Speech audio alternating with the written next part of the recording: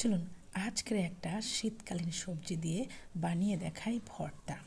কি ভর্তা আপনারা দেখে হয়তো বুঝতে পারছেন না, তাহলে চলুন ভালো করে দেখিয়ে দিই কিসের ভর্তা বানিয়েছি। গরম ধোঁয়া ওটা ভাতে এই ভর্তাটা খেতে যা মজার, না বানালে আপনারা বুঝতে পারবেন না।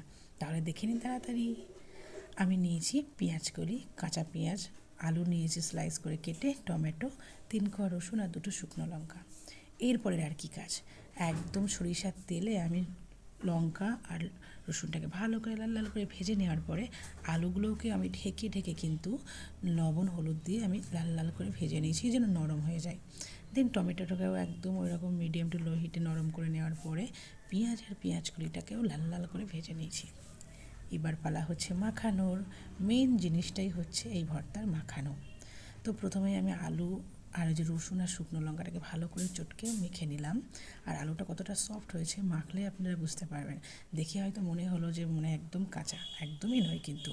এবার টমেটোটাও করে নিলাম, তারপরে পেঁয়াজগুলি নিয়ে লবণ সামান্য দিয়েছি যেহেতু সবজিতে আমি তখন দিয়েছিলাম, ভালো করে মেখে নিয়ে উপর থেকে কাঁচা লবণ মানে যে ধনিয়া পাতা আর কাঁচা সরিষার তেল দিয়ে আবার ভালো করে মেখে নেব।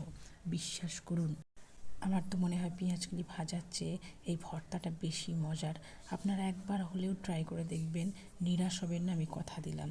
আর দুপুরে গরম ধোঁয়া ওঠা ভাতে খেলে তো আরও বেশি মজা লাগে। তো আপনারা ট্রাই করবেন, আর কেমন হয়েছে অবশ্যই জানাবেন কমেন্ট করে। So by.